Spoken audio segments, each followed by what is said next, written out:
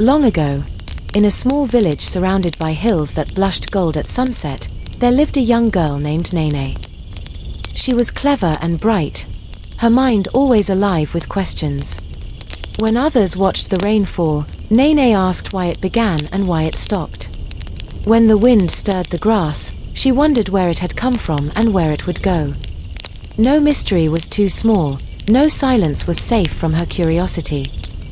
She believed that if she could gather enough answers, life would finally make sense. That knowing would protect her from loss, from fear, from pain.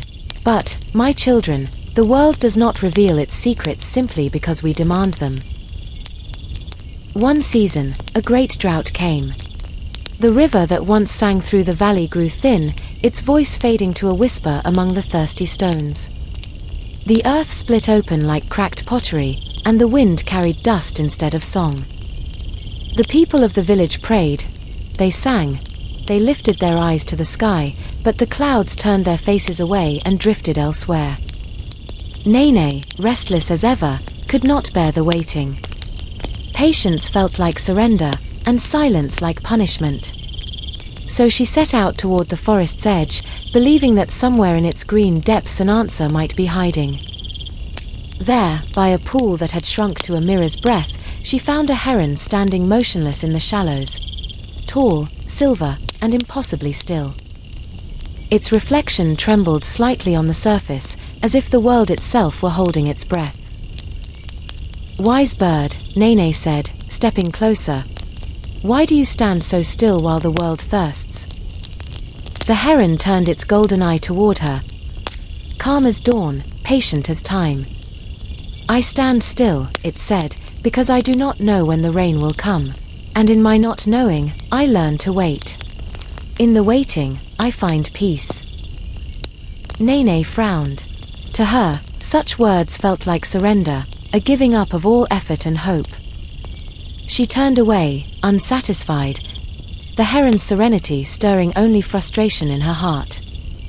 So she traveled deeper into the forest, the air heavy and hot around her, the leaves whispering secrets she could not understand.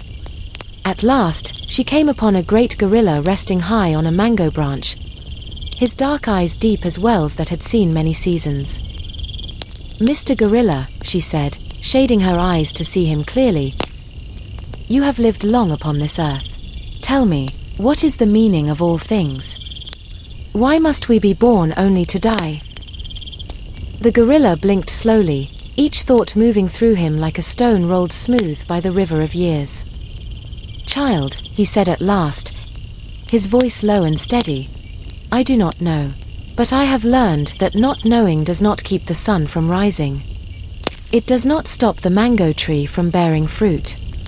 We walk, we eat, we love, we rest, and that is enough for me." Still, Nene's heart was not at rest.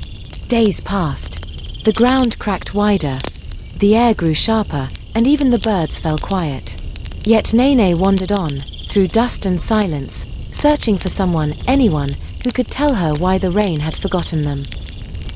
At last, she found the old tortoise beneath a sprawling baobab tree, its roots twisting through the soil like the hands of ancestors holding fast to the earth.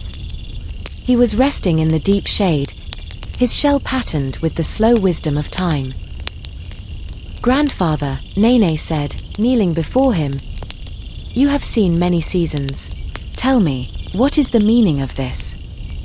Why must we suffer while the sky stays silent?" The tortoise lifted his head, studying her with kind, unhurried eyes. For a long while he said nothing, and the silence itself seemed to breathe. Then he spoke. "Child, I do not know why the rain delays. But I know this. Every dry season teaches the roots to grow deeper. And when the rain finally returns, those roots will drink more deeply than before. You see, not every answer must come in words. Some arrive as growth." Nene sighed. She wanted truth, not riddles. She thanked him and walked on. That evening, the wind rose, soft at first, then fierce, carrying dust across the valley. Nene climbed the highest hill, shouting into the sky. Tell me what I must learn, and I will obey. But the wind only laughed, scattering her voice into the vastness. When she had no more strength, she sank to her knees. The ground beneath her was dry and cracked. Lifeless, it seemed. Yet there, between the stones, she noticed a small green shoot breaking through. A seed, growing though it had no reason to believe rain would ever come. And something inside her, something she had held tightly all her life, began to loosen. She sat beneath the baobab tree that night and let the silence hold her. She no longer needed to name the stars, nor question the river's path. She simply was. The questions that once made her restless now felt like old friends, companions she did not have to answer, only listen to. When the rain finally came, Nene did not run out to meet it. She stayed where she was, smiling softly as drops fell on her face.